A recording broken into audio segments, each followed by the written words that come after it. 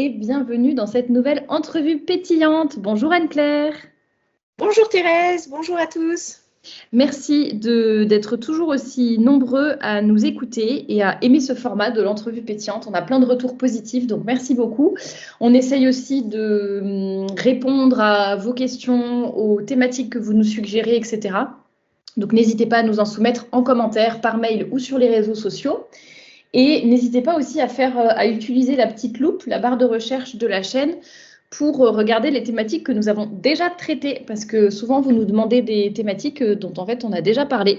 Donc n'hésitez pas à regarder un peu plus sur la chaîne avec la playlist Entrevue pétillante. Et n'hésitez pas à regarder évidemment en barre d'informations. On vous met toutes les informations sur les réseaux sociaux de Femmes à part et de Brin de Peps, les différents liens dont vous pourriez avoir besoin. Et sans plus tarder, commençons sur cette entrevue pétillante sur la thématique des médecines parallèles, je pense qu'on peut appeler ça comme ça. Anne-Claire va nous en dire un peu plus, va nous dire de quoi il s'agit, parce que je pense que déjà c'est un terme fourre-tout dans lequel on met pas mal de choses. Donc on va déjà commencer par définir, essayer de comprendre comment ça arrive, quelles sont les techniques, etc. Excusez-moi, j'ai oublié de fermer ma boîte mail. C'est pas grave, ça met de l'animation, ça met des bruits de fond. Et donc, voilà, on va d'abord un peu faire un petit état des lieux pour savoir de quoi on parle. Et ensuite, dans une deuxième partie, on verra est-ce qu'il faut s'en méfier ou pas, est-ce que tout est à jeter ou tout est à accepter, ou est-ce qu'il y a un juste milieu, comment faire pour justement détecter est-ce que là, c'est acceptable ou pas, ce qu'en dit l'Église et tout. Et Anne-Claire, juste avant de commencer vraiment dans la définition, peut-être juste nous dire en quoi tu es bien placée pour nous parler de ça. Parce que peut-être que les gens ne savent pas tout ce que tu as déjà étudié sur la question. Donc, juste pour leur rappeler en quoi tu es légitime pour parler de tous ces sujets. Oui, en fait, j'avais fait une étude il y a quelques années, une étude d'un an sur le sujet, sur les médecines parallèles. J'avais été voir de nombreux professionnels, des catholiques qui exerçaient. J'ai été voir un prêtre qui était formé aux médecines parallèles et il connaissait tout ce qu'en disait l'Église. J'ai fait des enquêtes, j'ai écrit plusieurs articles dans notamment les cahiers Saint-Raphaël. J'ai fait plusieurs conférences sur le sujet et je continue un petit peu à me former sur le sujet parce que c'est très intéressant et c'est surtout intéressant de savoir ce qui est prudent de faire ou pas. Il y a énormément de personnes qui consultent sans savoir exactement si c'est moralement correct ou pas. C'est une question éthique et morale surtout. Ils n'ont pas d'efficacité. La plupart des questions, c'est est-ce que c'est efficace? Ah, bah si c'est efficace, c'est que c'est bien. Ou alors, c'est des plantes ou c'est naturel, donc c'est bien. Et en fait, il y a toute autre chose à voir autour qu'on ne voit pas forcément comme ça. La personne, elle est catho, elle est très bien, très droite, de très bonne volonté, donc c'est forcément bien. Et non, en fait, il y a plein de points à analyser avant. Donc, c'est pour ça que je me suis penchée sur ce sujet-là et que je voudrais vous en parler. Eh bien, très bien. Donc, juste avant que tu commences et que tu nous donnes un peu les définitions, etc., je voulais dire quelque chose de passionnant. Oui, voilà, c'est ça que je voulais dire, pardon, avant que je n'oublie. Nous allons faire cette entrevue pétillante en 2 parties. Donc là, celle que vous écoutez, c'est la première. Et il y en aura une deuxième qui viendra du coup dans 2 semaines sur la chaîne. Les deux sont vraiment liés et complémentaires. C'est juste que sinon, c'était beaucoup trop long pour en faire une seule entrevue pétillante. Donc, on va couper en 2. Mais vraiment, sachez que c'est un bloc, c'est un tout. Donc, n'hésitez pas à attendre et bien écouter vraiment la deuxième partie avant de vous faire une opinion complète et peut-être avant de savoir quoi faire si vous aviez, je ne sais pas, envie de prendre rendez-vous pour tel ou tel, chez tel ou tel praticien. Bon, voilà, vous aurez peut-être la suite de vos réponses dans la deuxième partie, dans la deuxième entrevue pétillante qui sera consacrée à ce sujet dans 15 jours. Anne-Claire, je te laisse préciser quelque chose. Oui, je voulais préciser que je ne suis pas du tout contre les médecines parallèles. Ce n'est pas une conférence pour dire c'est pas bien ou dire c'est bien. C'est juste pour expliquer la moralité et non pas l'efficacité de telle ou telle thérapie et de savoir discerner parce que la question qu'on me demande à chaque fois, c'est est-ce que c'est bien d'aller chez tel praticien? Est-ce que c'est bien d'aller chez… je ne pourrai pas vous répondre. Il faudra analyser chaque point un par un pour vous faire votre idée. Voilà. Et il y en a certains qui sont très, très bien. Il n'y a aucun… Voilà. Je suis infirmière, donc je suis plus dans le médical, mais en fait, le paramédical est très, très bien. Également, les médecines parallèles peuvent être très bonnes également.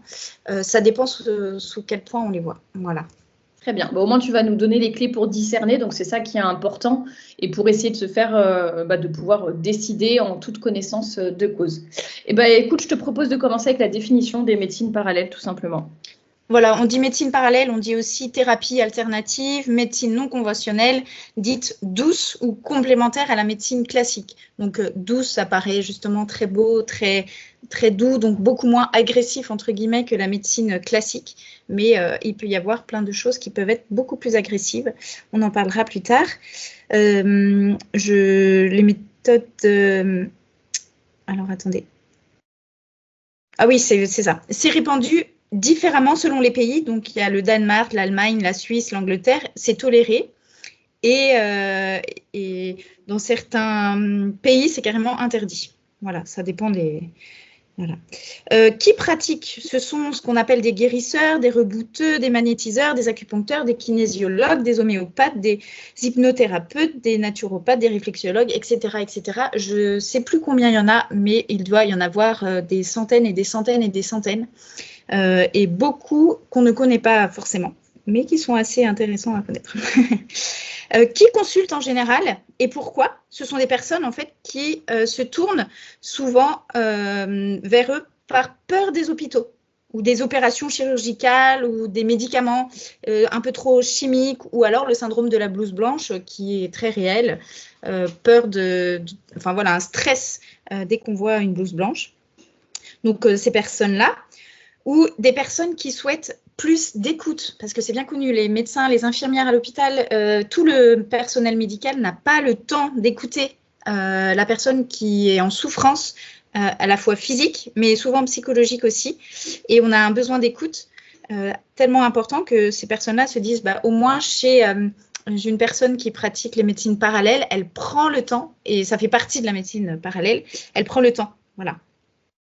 Donc ça c'est un point très important aussi. Et les médecines non conventionnelles l'ont bien compris. Donc, il y en a qui en abusent un petit peu et d'autres, au contraire, ça fait partie intégrante du soin. Et d'autres personnes consultent parce qu'ils souhaitent se soigner par des méthodes plus naturelles et moins agressives. Donc, souvent, c'est l'homme de la dernière chance. C'est consulter lorsque la médecine conventionnelle n'a pas pu apporter de solution. Donc, on se tourne vers ce genre de médecine. Ou souvent, ça peut être sinon un complément d'un traitement médical. Donc, accompagnement d'une pathologie lourde ou plus classique. Ou préparation d'une opération aussi. J'ai entendu des gens qui faisaient ça avant de se faire opérer, d'avoir une anesthésie générale. Ils se faisaient préparer par les médecines parallèles pour mieux supporter l'opération. Prévention. Exactement. Oui. Et quelles sont les techniques un peu de ces médecines, vu qu'a priori, ce n'est pas des médicaments, enfin, au sens général du terme, quelles vont être les techniques?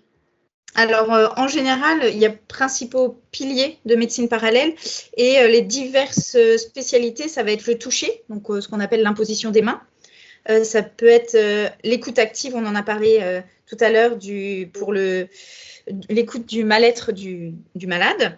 Parfois la prière, ce qu'on peut appeler aussi incantation, les plantes, le recours à un objet, que ce soit un pendule ou autre chose. C'est les principales choses qui sont utilisées dans les médecines. Ouais. D'accord. Et on va du coup en parler de ces techniques, savoir lesquelles sont bonnes, pas bonnes, pourquoi, comment, etc. Et justement, est-ce que, en tant que catholique, parce que là, évidemment, on se pose… Alors, bon, je pense que celles qui sont les personnes non catholiques qui nous écoutent, ça peut aussi les intéresser, parce que je pense qu'il y a aussi un côté tout simplement sur l'efficacité, l'occultisme, etc. Donc, même si on n'est pas croyant, c'est intéressant de savoir ce qui se passe derrière et comment discerner. Oui. Mais nous, en tant que catholiques, est-ce que l'Église a déjà statué, dit quelque chose, genre c'est bien, c'est pas bien, selon tel critère, si ça respecte tel critère, c'est bon, ou est-ce que c'est plus flou? Alors, l'Église n'est pas catégorique, elle ne dit pas non catégoriquement, elle ne dit pas oui catégoriquement. Elle utilise la vertu de prudence sur pas mal de points, mais elle ne voit pas d'objection à ce qu'on se soigne par des moyens autres que la médecine officielle, ça c'est clair. Elle regarde plutôt avec méfiance toutes les pratiques qui n'ont pas d'explication naturelle. Donc, c'est ça le point important. Toute pratique qui prétend mélanger des interventions de force de la nature et interventions de force surnaturelle, là, elle dit prudence. Donc, tout ce qui ne s'explique pas rationnellement, c'est ça, en matière de médecine. L'Église ne dit pas non, mais elle met une extrême prudence et préfère mettre en garde. Et est-ce que tu as des exemples ou pas pour que les gens comprennent qu'est-ce que ça veut dire le fait qu'il y ait justement ce que tu disais sur le surnaturel, qu'il n'y a pas de cause, on ne voit pas de raison scientifique, parce que je ne sais pas, parfois, les médicaments ou ce qui se passe dans le corps, ce n'est pas forcément quelque chose d'hyper clair pour tout le monde. Et peut-être que toi, quand tu vas consulter ton acupuncteur ou je sais pas quoi, tu vas dire c'est débile, on est juste en train de me planter des aiguilles, ça n'a rien à voir. Mais en fait, si tu creuses un peu et que tu connais comment ça fonctionne, tu diras non, parce qu'en fait, quand l'aiguille, elle tape ici, j'en sais rien, je connais pas, j'ai jamais fait, mais quand l'aiguille arrive à tel endroit, ça active telle chose dans le corps, donc ça explique que en fait, à la fin, on peut guérir de telle ou telle chose, quoi. Oui, c'est sûr que quand on n'est pas dans le milieu, etc., on ne peut pas savoir rationnellement s'il y a un lien entre, si c'est rationnel ou pas. Mais par exemple, si on vous dit, si vous avez par exemple, je ne sais pas, une brûlure et que quelqu'un vous dit, écoutez, téléphonez-moi et puis par téléphone, je vais vous soigner. C'est quoi le lien rationnel entre votre blessure et le téléphone? Il y a quelque chose qui va intervenir, il n'y a pas de toucher, il n'y a pas de lien direct. Et là, on se dit, il y a quelque chose qui intervient. Et qu'est-ce qui intervient? A priori, ce n'est pas le naturel, c'est le surnaturel. Et là, c'est ça qui est à se méfier, qu'il faut se méfier, quoi. Ouais. Ça, c'est un petit exemple. J'en donnerai plusieurs plus tard. Il faut faire attention aussi à la superstition. Donc, c'est le premier commandement. Hein, par exemple, la cartomancie ou tout ce qui fait toutes les forces supérieures à ce que Dieu a voulu et les forces préternaturelles, donc tout ce qui est occultisme.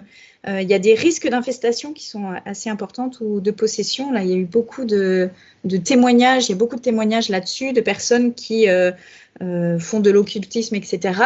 Pensent bien faire, c'est pas une question de mauvaise volonté, elles veulent bien faire, mais voilà, il y a une infestation qui arrive parce que c'est pas le bon Dieu qui intervient. Au point de vue moral, alors c'est surtout ça qu'il faut faire attention. Pour que l'utilisation d'une médecine soit acceptable moralement, il faut que ça soit établi, un rapport entre la cause et l'effet. Donc ça, c'est un point qu'il faut retenir.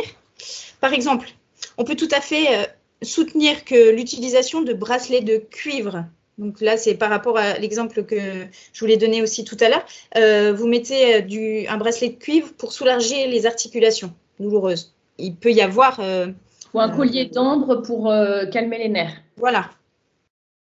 Ça peut être tout à fait plausible, naturel. Par contre, un pendule qui détermine la maladie, qui dit exactement « Ah vous avez telle maladie, il faut tel traitement pour telle personne et par-dessus une photo, par exemple, là, il n'y a pas vraiment de rapport de cause à effet et c'est là où il faut se méfier.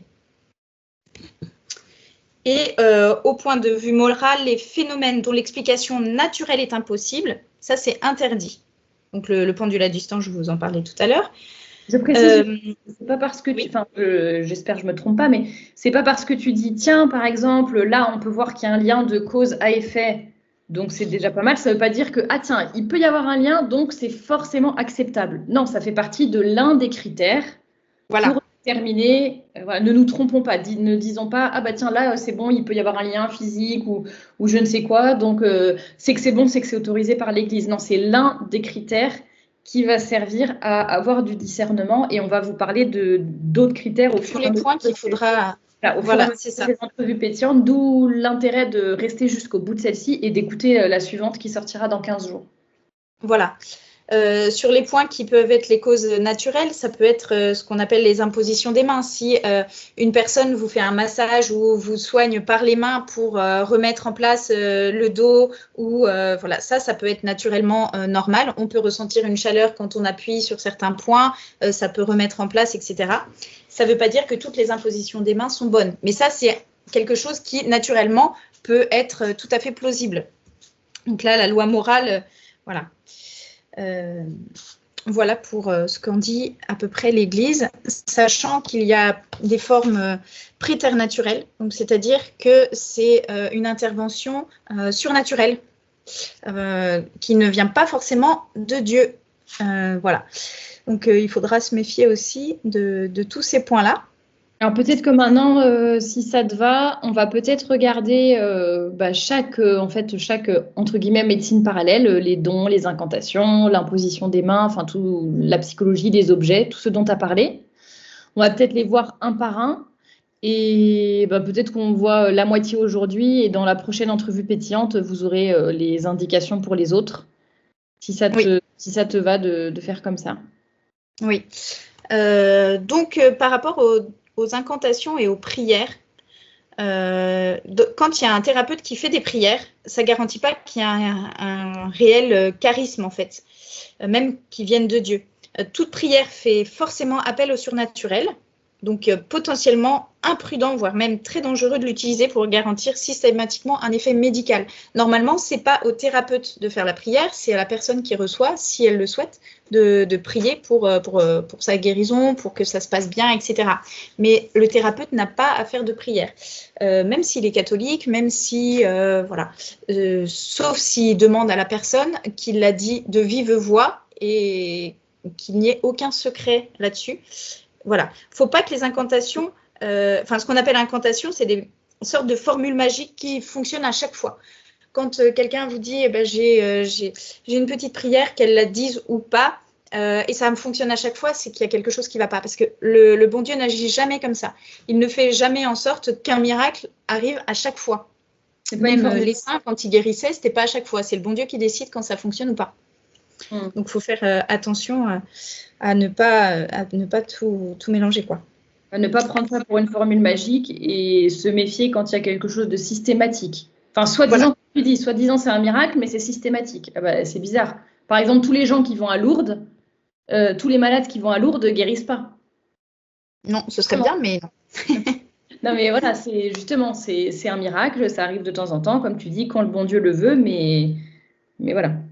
Et quand bien même la personne est catholique ou semble vivre sainement ou s'entoure dans son cabinet de statues de la Vierge ou de Saint-Michel, ou voilà, même si elle est de très bonne volonté et qu'elle souhaite réellement faire le bien, c'est pas ça qui fait que c'est forcément bien, parce que le démon peut se servir de ça pour faire le mal. Parce que l'une des objections, c'est, mais de toute façon, si on a un résultat qui est probant, que ça nous soigne vraiment, on ne peut pas dire que c'est le diable qui soit intervenu. Dans ce cas-là, le diable y guérirait, c'est pas possible. Eh bien, autant le bon Dieu permet toujours le mal pour un plus grand bien, autant le démon, lui, peut tenter de produire un bien pour parvenir à un plus grand mal plus tard. Donc ça, c'est important de le savoir. On peut prendre d'ailleurs l'exemple de Sainte Catherine de Gênes. Je ne sais pas si certaines connaissent. Elle a eu des très nombreuses apparitions. Et elle a dit que celle qui a été la plus belle de toutes ces apparitions était celle du démon qui était sous les apparences du Sacré-Cœur. Donc ça, et pourtant, c'était la plus belle, celle qu'elle a trouvée, vraiment la plus merveilleuse. Et elle s'en est rendue compte plus tard, parce qu'elle a constaté qu'après cette vision, elle tombait dans une tristesse vraiment démoralisante. Donc forcément, quand on a vu le Roi des Rois, en général, on n'est pas démoralisé après. Donc elle s'est rendue compte que c'était ça. Il aime bien, le démon, à se déguiser en ange de lumière, voilà, ou faire de fausses apparitions.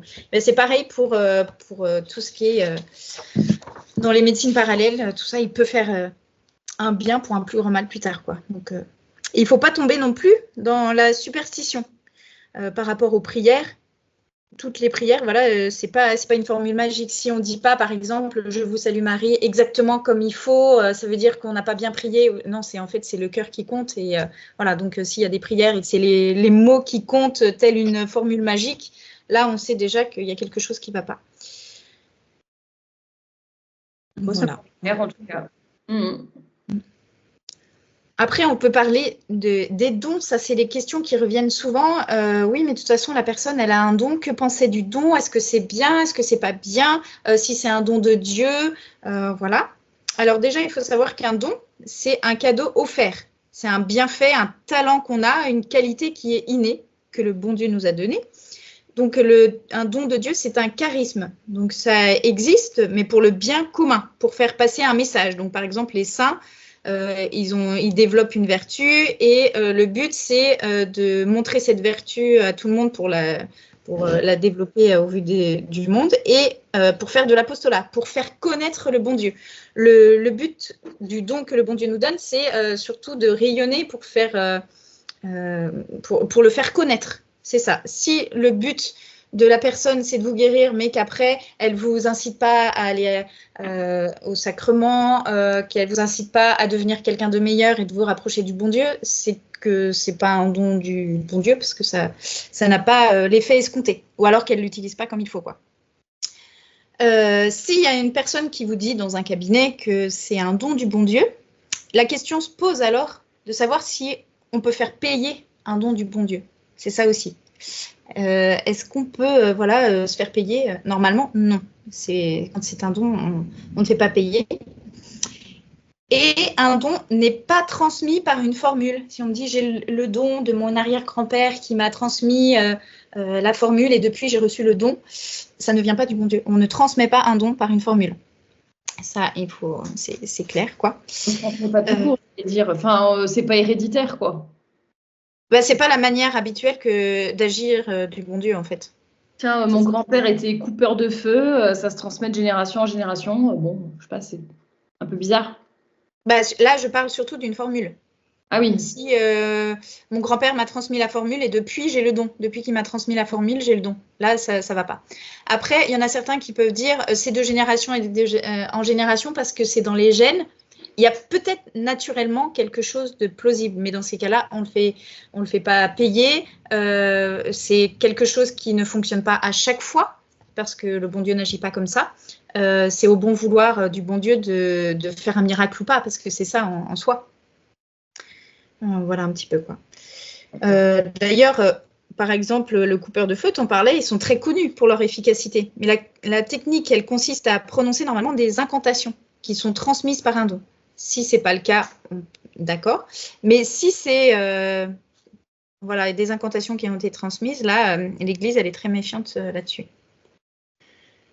Alors, l'objection qu'on pourrait avoir, c'est oui, mais il y a des saints, pourtant, qui ont des dons. Et c'est peut-être le cas pour certains guérisseurs. Alors, oui, mais si un guérisseur guérit systématiquement, c'est ce que je disais, là, c'est un peu inquiétant. C'est pas un don de Dieu. Et comme tu disais, pour Lourdes, c'est pas systématique. Même l'eau de Lourdes, elle guérit pas systématiquement, quoi. Est-ce qu'il y avait d'autres choses que tu voulais dire par rapport aux dons?